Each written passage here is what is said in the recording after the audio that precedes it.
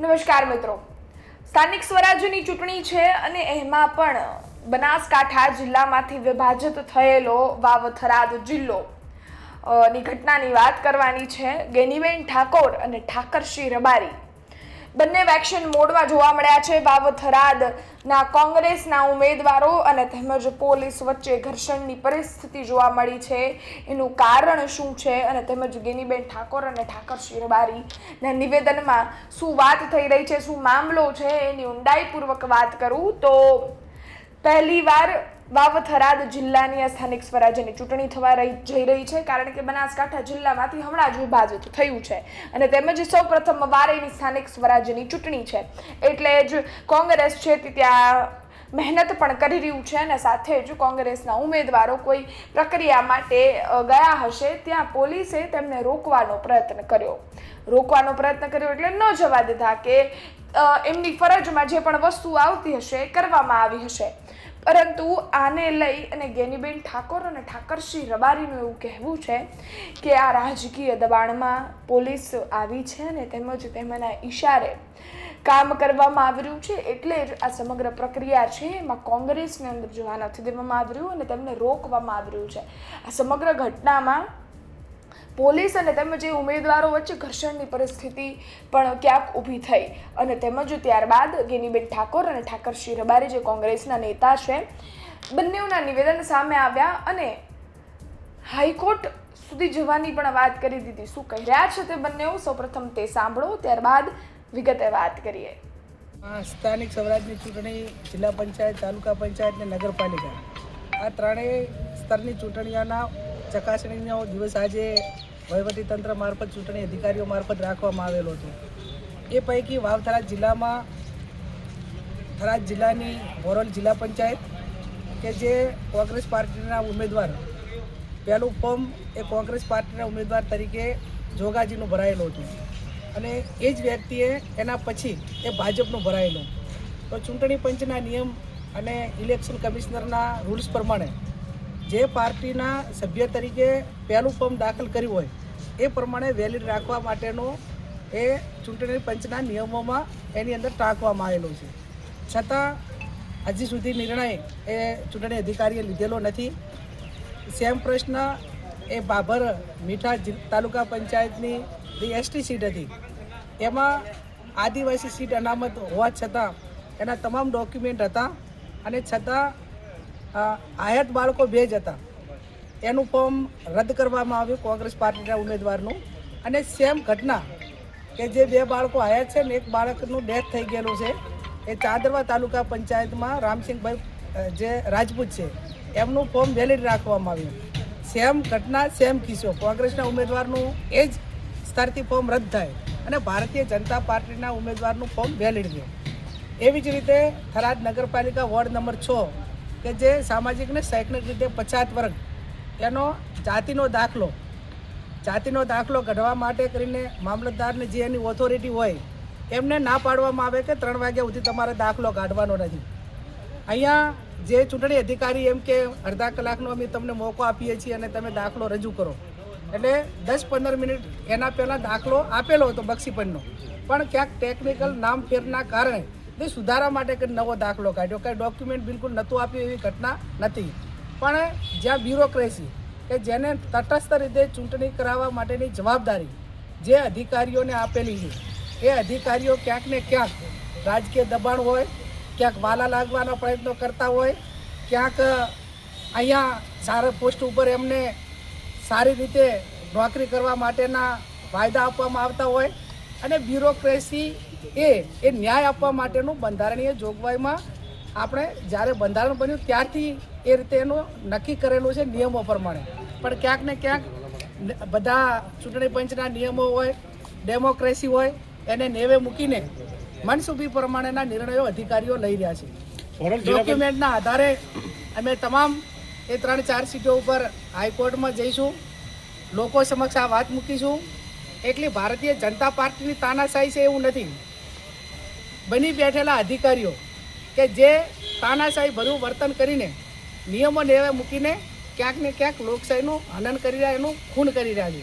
આવા અધિકારીઓ પાસે અપેક્ષા રાખીએ કે તમે જે પગાર લ્યો છો એ પ્રજાના ટેક્સના પૈસા લો છો અને એ પ્રજા છે કે તે ડેમોક્રેસીને માનવાવાળી પ્રજા છે.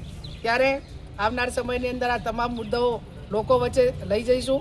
અધિકારીઓના નામ લઈને ભાષણ કરશું અને એમને હાઈકોર્ટમાં કે જ્યાં ન્યાયમાં જે વડી અદાલત સુધી લડવું પડે તો પણ એના સામે લડીને જે લોકોને ચૂંટણીના મેદાનમાં ચૂંટણી લડવા માટેનો મોકો જ નથી આપ્યો કે જેમનો પોતાનો નાગરિક તરીકે અધિકાર હતો એ ક્યાંક ને ક્યાંક છીનવવાના પ્રયત્નો એ ભારતીય જનતા પાર્ટીને અને એની સરકારમાં બેઠેલા અધિકારીઓએ કર્યો છે. એનો જવાબ પ્રજા અને અમે સૌ સાથે મળીને ચૂંટણી અધિકારી અને મામલતદાર વાઘેલા સાહેબને મળ્યો. એમને કીધું કે તમે જે જગ્યાએ બેઠા છો એ જગ્યાએ જો કોઈ અધિકારી તરીકે હું બેઠો હોઉં તો સરકાર જેની રૂલિંગ હોય તો 20% દબાણ હોય હું સમજી શકું છું, પરંતુ કાયદાને ઘોળીને પી જવાની કોશિશ ના કરશો. તમે ચૂંટણી અધિકારી તરીકે હાઈ ઓથોરિટી પાવર છો. તમે કોઈ પણ નિર્ણય લેશો તો હાઈકોર્ટમાં જ્યારે જવાનું થશે ત્યારે તમે જ નિમિત્ત બનશો. ઉપરથી કોઈ તમને પ્રેશર હશે કે કોઈના કહેવાથી કરતા હશો ત્યારે કાયદો જ્યારે હોય એ કાયદાને ઘોળીને પીવાનું કામ ન કરતા. એમણે જે વાંટી ગોટીઓને દબાણમાં છે, કાયદો એવું કહે છે કે જેણે પ્રથમ ફોર્મ ભર્યું હોય, પરિપત્ર એમને ચૂંટણી પંચનો મેં બતાવ્યું, પ્રથમ ફોર્મ ભર્યું હોય માન્ય રહે. તો પ્રથમ ફોર્મ 2 વાગ્યે અમારું કોંગ્રેસ પાર્ટીનું છે અને ભાજપનું 3 વાગ્યા પછીનું છે, 3 વાગ્યે છે. જો પ્રથમ ફોર્મ માન્ય રાખવામાં આવતું હોય તો કોંગ્રેસ પાર્ટીનું માન્ય રહે. એ જ પરિસ્થિતિનો ગૂંચ એવો છે કે આમ આદમી પાર્ટીના પણ 2 ફોરમ છે. આમ આદમી પાર્ટીનું જે પ્રથમ ફોરમ છે અને છેલ્લું પણ ફોર્મ છે. હવે એ લોકોને કોંગ્રેસનું ફોર્મ રદ કરી દેવું છે, પ્રથમ છે એટલે. અને આમ આદમી પાર્ટીનું ફોર્મ જે પ્રથમ છે એને રદ નથી કરવું, જે માણસ ખેંચી લેવાની તૈયારી છે એ રદ કરવું છે. કાયદો બધાને સમાનતા આપતો હોય છે. ન્યાયતંત્ર ઉપર પૂરો ભરોસો છે. મેં અધિકારીઓના ચહેરા જોયા, બે દુઃખી છે. એ અમને ખબર છે કે લોકશાહીની હત્યા જ કરવાના છે, સાચો નિર્ણય લઈ શકવાના નથી.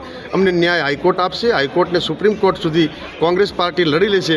પરંતુ આ ઇતિહાસ જે કલંકિત થઈ રહ્યો છે, લોકશાહીની હત્યા કરવામાં રહી છે. આના કરતાં તો માનસિંહ પણ હારા હતા. મહારાણા પ્રતાપને દુનિયા યાદ કરે. માનસિંહ મહારાણા પ્રતાપના હગા ભાઈ હતા. ગદ્દારી કરી હતી. માનસિંહનો દીકરો પણ ઇતિહાસમાં એનો ફોટો રાખતો નથી. આવી ગદ્દારી જે પણ લોકો કરે ને અધિકારીઓ કરે, ઇતિહાસ કલંકિત રહેશે. અને થરાદની ધરતી ઉપર એવું યુદ્ધ ખેલાશે કે અધિકારીઓને પણ બચવાના સમય નહીં રહે. અહીં આંદોલનો થશે, કારણ કે લોકશાહીની જ્યારે હત્યા થતી હોય, લોકશાહીને બચાવી એ તમામ નાગરિકોની જવાબદારી છે. વાવથરા જિલ્લાને કલંકિત કરવાનું, લોકશાહીની હત્યા કરવાનું કાવતરું જે થઈ રહ્યું છે એને કદાપી આ વાવથરા જિલ્લાની સર્વ સમાજની જનતા ક્યારે સોંખી લેવાની નથી. એનો જવાબ અત્યારે એ લોકોએ અમને 6 વાગ્યાનો ટાઈમ આપ્યો છે. 6 વાગ્યે જો લોકશાહીની હત્યા કરશે તો એના પરિણામો બહુ ખરાબ આવશે અને આ અધિકારીઓને માટે પણ બહુ કપરો અને કલંકિત ઇતિહાસ રહેશે કે માનસિંહ કરતાં પણ ગદ્દાર તરીકે આ બધા ચિત્રા છે.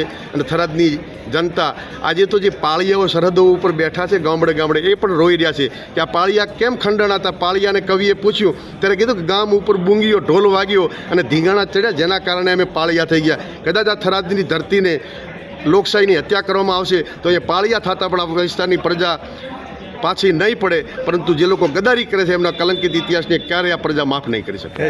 જિલ્લા પંચાયત સીટને કેવી રીતે દેખો છો? ભોરોલ જિલ્લા પંચાયત સીટમાં કાયદાની રીતે પ્રથમ ફોર્મ માન્ય રહે તો અમારું ફોર્મ કોંગ્રેસનું પહેલું રજૂ થયેલું છે એ માન્ય રહેશે. ભાજપનું મોડું થયું એ રદ થઈ જવાનું છે. એ જ રૂલ્સ આમ આદમી પાર્ટીને લાગુ પડો.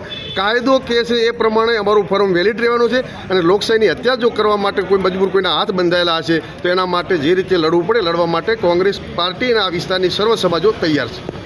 આપણે સાંભળ્યા જ્ઞાનીબેન ઠાકોર અને તેમજ ઠાકરસિંહ રબારી, બંનેઓને. ઠાકરસિંહ રબારી તો એવું નામ છે જેમના છેલ્લા ઘણા સમયથી ચર્ચામાં રહ્યું છે. એ પ્રેમ લગ્નનો મુદ્દો હોય, રબારી સમાજની દીકરીનો મુદ્દો હોય, અને એક સમાજમાં ઠાકરસિંહ રબારી બોલ્યા છે અને તેમજ એ ચર્ચાનું કેન્દ્ર પણ રહ્યા છે.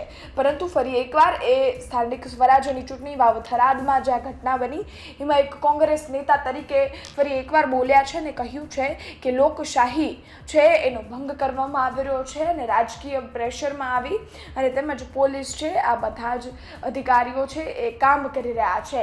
સાથે જ એવું પણ કહેવામાં આવ્યું છે કે હાઈકોર્ટના દરવાજા પણ ખખડાવવામાં આવશે જો સમગ્ર બાબતે પ્રોપર કાર્યવાહી નહીં થાય ને આ જ વસ્તુઓ રહે તો.